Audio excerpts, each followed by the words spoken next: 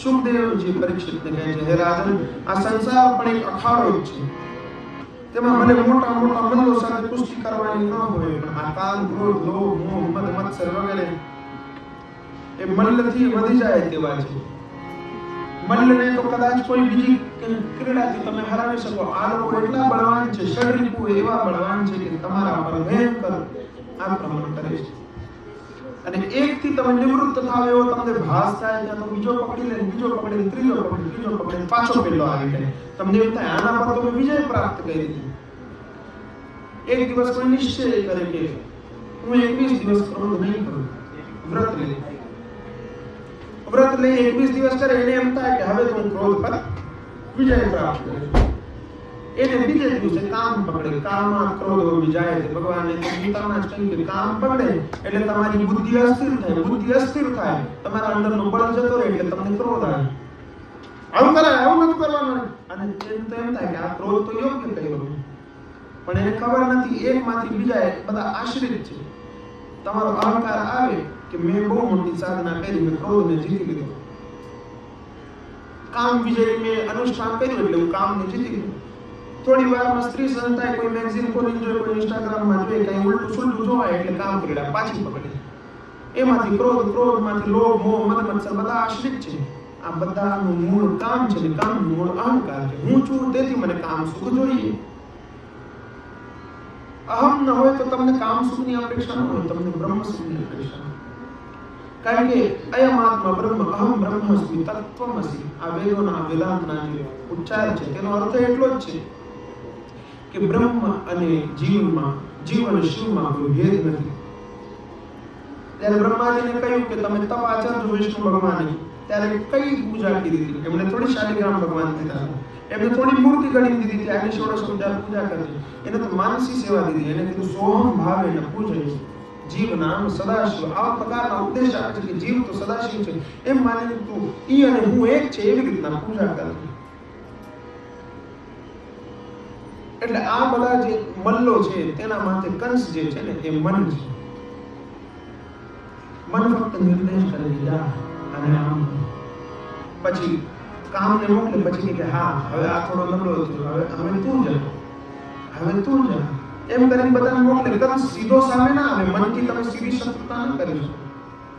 મન મહાબળવાન છે. મનને કંઈક ને કંઈક ક્રિયા જોઈએ. અહંકારથી યુક્ત હોય તો જ મન થાય. મનના ચતુર્વિધ પ્રકાર કદાચ છે. મન, બુદ્ધિ, ચિત્ત અને અહંકાર. ચિત્તમાં છાપ પડે, મન મનન કરે ને બુદ્ધિથી નિર્ણય થાય. તેમાં અહંકાર છે તે હું ભાવ છું કે હું અસ્તિત્વમાં છું. આ પણ અહંકાર છે. અહંકાર એટલે કઈ દુષ્ટ વસ્તુ એમ ન સમજવું. પણ જ્યાં સુધી હું છું ત્યાં સુધી પરમાત્મા નથી. જ્યારે પરમાત્મા આવ્યો ત્યારે હું નથી. अपनी सुध ना रही एक રહ્યો નંદલાલ. પોતાની સુધ નથી રહેતી જીવને, નંદલાલની સુધ રહે છે, બીજું કઈ દેખાતું નથી. આ ગોપીઓની સ્થિતિ છે, આ વિદુરજીની સ્થિતિ છે, આ સ્થિતિ ઉદ્ધવજીની છે. આવી મહાન ભક્તોની સ્થિતિ રહે છે. પ્રહલાદને તો સહજતા થાંભલામાં પોતાના ભગવાન દેખાય છે. ધ્રુવજી એટલા બધા પોતાના તપમાં લીન છે કે તેમને અંતરાત્મામાં જે ચતુર્ભુજ નારાયણ દેખાય છે ને, તો તે આંખ પણ ખોલતા નથી. વિષ્ણુ ભગવાન સામે ઉભા છે. પછી ભગવાને લીલા કરીને ચિત્તમાંથી પોતાનું સ્વરૂપ અંતર ધ્યાન કરી દીધું. અંદરની લાઈટ બંધ થઈ એટલે ભગવાને આંખ ખોલી. ધ્રુવજી આંખ ખોલી તો જોયું કે અંદરની લાઈટ બહાર આવી ગઈ. ભગવાન તો પ્રત્યક્ષ થઈ ગયા. એટલે ભગવાન પહેલા અંતર્મનમાં આવે છે. અંતર્મનમાં માનસી સેવાના રૂપે આવે છે. ત્યારે માનસી રૂપે તમે સેવા કરો, પૂજા કરો, તેના બાદ પ્રત્યક્ષ થાય. પ્રત્યક્ષ થયા બાદ તમને તો સર્વત્ર બ્રહ્મની જે વ્યાપ્તિ થાય. સિયારામ મેં સબ જગ જાન, કરહું પ્રણામ જોર ચુપાની. તુલસીદાસજી આ તત્વને જાણ્યા કે સિયારામ મેં આખું જગત છે. વિશ્વનાથજીના દર્શન કરવાનો તેમનો નિયમ હતો. રસ્તામાં ભેંસ આવ્યો, ભેંસ પાડો આવ્યો એટલે તેને હડકાવ્યો, ભાઈ જા. ઘરે ગયા તો ચોપાઈ પોતે ખોલે, જેટલું લખ્યું હોય ને ખોલીને વાંચે. તો સિયારામ વાળી ચોપાઈ મેળવી નહીં. એના પર તો વિશેષ પ્રેમ છે. એટલે કે આ કેમ ચોપાઈ ખોવાઈ ગઈ. બીજે દી વળી વાંદરા દેખાણો, વાંદરાને હડકાયા તો પાછી ચોપાઈ ગાયબ થઈ. વિશ્વનાથજીને પ્રાર્થના કરી કે પ્રભુ મારાથી એવી શું ભૂલ થઈ કે આટલી સરસ ચોપાઈ તમને નથી ગમતી? મને તો એમ થાય છે કે આનાથી ઉત્તમ કોઈ ચોપાઈ ન હોઈ શકે કે સિયા રામ મેં સબ જગ જાની કરું પ્રણામ જોર જોર પાની. આનાથી વિશેષ કઈ હોઈ શકે? ત્યારે તેને ઉત્તર મળે છે કે તે ભેંસને હડકાઈ તેમાં તમે રામ ન દેખાણા, જે વાંદરાને હડકાયા તેમાં તમે સિયા રામ ન દેખાણા, તેના ભક્તો ન દેખાણા. એટલે તુલસીદાસજીને ખબર પડે છે કે સર્વત્ર ભગવાન છે, પણ યથા દૃષ્ટિ તથા સૃષ્ટિ. જેવી દૃષ્ટિ છે તેવી સૃષ્ટિ થાય છે. પ્રહલાદજી માટે નરસિંહ રૂપ ધારણ કરીને આવે છે તો પ્રહલાદજીને ભય નથી લાગતો. પ્રહલાદજીને તો ચરણોની સામે જોઈએ છે, તે કહે છે કે જો આવા સુંદર જો ચરણ હોય તો તેનું મુખ કેટલું સુંદર, કેવું તેજસ્વી. મારી તો ચરણથી નજર નથી હટતી. તો ભગવાન તેને ખોળામાં બેસાડે છે. હિરણ્યકશ્યપના મનમાં ભગવાનની સૃષ્ટિ એવી છે કે એ મારો કાળ બનીને આવશે એટલે તેને ચીરફાડ કરે છે, તેના પર ક્રોધ કરે છે, તેનો કળેજ ઉપાડીને ફેંકી દે છે અને એના આંતરડાની માળા કરે છે. એ જ નરસિંહ ભગવાન પ્રહલાદજીની સૃષ્ટિ પર દૃષ્ટિ કેવી છે? એમની સૃષ્ટિમાં દૃષ્ટિ એમ છે કે સકળ જગત નારાયણમય છે, મારા પ્રભુ નારાયણ સિવાય બીજું કોઈ અહીંયા અસ્તિત્વમાં નથી. એટલે નરસિંહ ભગવાન તેમના પર લાડ કરે છે કે આ સત્યને જાણે છે. એટલે જેવી દૃષ્ટિ હશે તેવી તેની સૃષ્ટિ થઈ છે. જ્યારે બલ્લભા ભગવાન કૃષ્ણ પીતાંબર ધારણ કરીને મોર મુકુટ લગાડીને કસ્તુરીનો તિલક લગાડીને વનમાલ ધારણ કરીને અહીંયા કમરમાં બીજી વાંસળી ધારણ કરીને આવે છે. અરે આ તો સવારથી તૈયારીમાં છે, મંદિર માટે બોલાવ્યું છે, પણ યુદ્ધ કાંઈ બરાબર નથી. પ્રેક્ષકો જે જોઈએ છે એમાં જે યુવાન સ્ત્રીઓ છે તેને થાય છે કે આવો મારો વર થઈ જાય તો મારું કલ્યાણ થઈ જાય. આ શું રૂપ છે! આવો રૂપવાન મારો વર હોય તો આનંદ થઈ જાય. જેને ભાઈ નથી ને તેને એમ થાય કે આવો રૂપવાન મારો ભાઈ હોય તો મારી પ્રતિષ્ઠા થાય, એની સાથે ચાલુ તો મારું ગૌરવ વધી જાય. જે એનાથી મોટા વયની સ્ત્રીઓ છે તેને એમ થાય કે આવો અમારો મિત્ર થઈ જાય તો સારું. નાની હોય તો તેને થાય કે અમારો મોટો ભાઈ આવો હોય, અથવા મારો કોઈ મિત્ર આવો થઈ જાય તો સારું, મારો પિતા આવો હોય તો સારું. આવો રૂપવાન, આવો તેજસ્વી, આવી જે છટાકે જોતા જ તમને પ્રેમ થઈ જાય. એનાથી મોટી ઉંમરની સ્ત્રીઓને થાય છે કે આવો મારો પુત્ર હોત તો મને બહુ સુખ થાય. એનાથી મોટી સ્ત્રીઓને થાય છે કે આવો મારો પૌત્ર હોત તો મને બહુ આનંદ આવે. પુત્ર સુખ તો માણસ ન લઈ શકે, પણ જ્યારે નિવૃત્ત થઈ જાય ને વ્યક્તિ તો પૌત્રનું સુખ દાદીમાં બહુ આનંદથી લે. વ્યાજ બહુ આનંદ લાગે,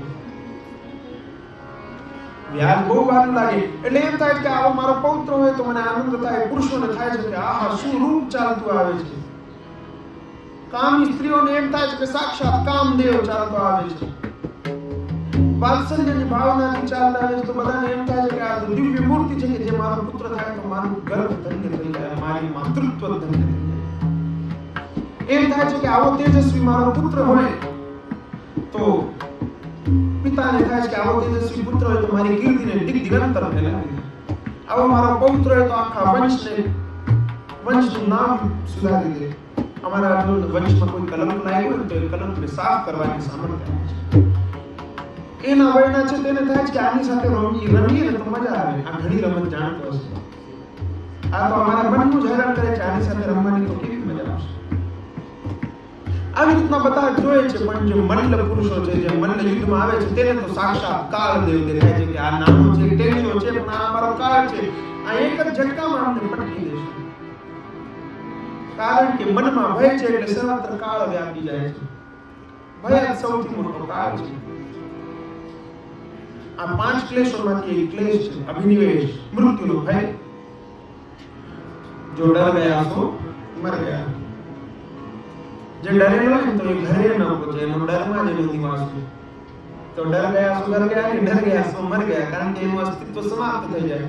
જ્યારે અભયત્વ તેને પ્રાપ્ત ન હોય ત્યારે તેને સુખ તે ક્યાંથી મળે? એ તો ભયભીત જ રહે. કૃષ્ણ મલ્લ યુદ્ધનો આરંભ થાય છે ત્યારે બધા મલ્લો કહે છે અરે આને શું વાત કરો છો? તમને જોઈને જ ખબર છે કે તમારા અંદરમાં તો તમે 9 લાખ ગાયોનું દૂધ પીધા છે. તમે તો એટલું જ નહીં, તમારા આખા વ્રજનું તમે માખણ ચોરીને ખાધું છે, ઘી પીધા છે. તમે તો બહુ આનંદ કર્યો છે. અમને ખબર છે તમારા જેટલું તો ઘી દૂધ અમે નથી ખાધું. તો કે છે અમે ચારેય એક સાથે યુદ્ધ કરીએ તો અમે યુદ્ધ કરશું. મલ્લ યુદ્ધ તમારી પાવર જોઈએ. પણ નંદ બાબા તો વ્યાકુળ થાય છે. પ્રેક્ષકો એકદમ કુસ્તીના દાવ જોઈને આનંદ વિભોર બને છે. પણ નંદ બાપા તો બૂમો પાડે છે કે બિચારા નાના બાળકને આ મલ્લો મળીને મારી નાખશે. પરંતુ કંસનો હુકમ હોય તેથી કોઈ દાદ આપતું નથી, કોઈને કંઈ સંભળાયું નહીં,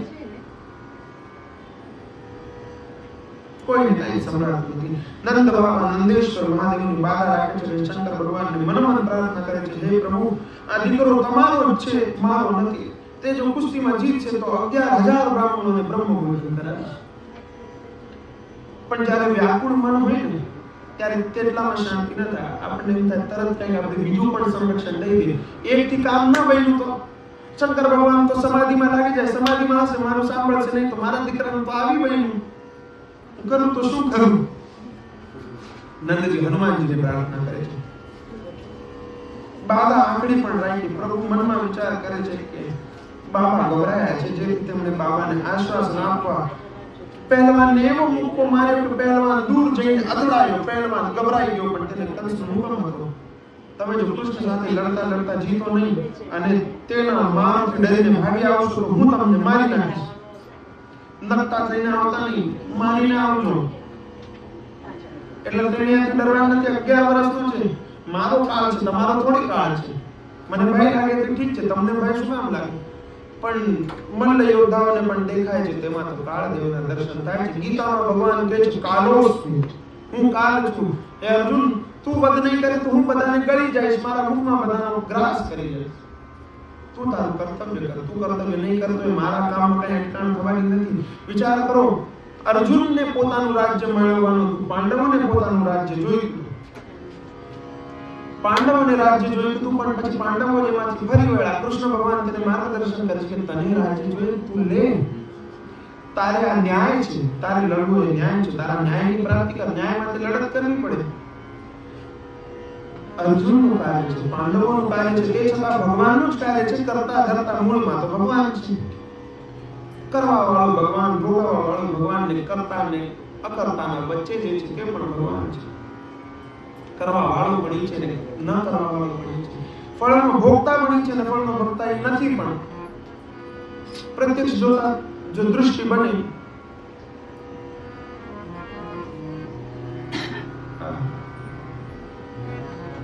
જો ભીમના પૌત્ર જેવી તમારી દૃષ્ટિ બને કે અર્બુદ પર્વત પરથી જોયે છે કે યુદ્ધ ચાલે છે, તો આવીને બધા લોકોને એમ થાય છે કે અમારા લીધે વિજય થઈ. યુધિષ્ઠિર કહે છે મેં ધર્મપૂર્વક આચરણ કર્યું, ધર્મે આપણી રક્ષા કરી. અર્જુન કહે છે મેં ભીષ્મને ન માર્યો તો તારો ધર્મ શું કામ આવવાનો હતો? ભીષ્મની સામે તમારા કોઈની ત્રેવડ નથી, મેં ભીષ્મને માર્યો. પહેલા જ જે મહાયોદ્ધા હતો, જેને અમરત્વ છે, એક જોતા અમરત્વ જ છે કે ઈચ્છા મૃત્યુ છે, હું મરીશ જ નહીં. અરે આવું જેના હાથમાં શસ્ત્રો હોય એવાને મેં પરાસ્ત કર્યો, એટલે તો તમે આગળ જઈ શક્યા, તમારું કઈ ચાલે. મારું બળ હતું એટલે અર્જુનને થાય છે હું બળવાન છું એટલે આપણે જીતા.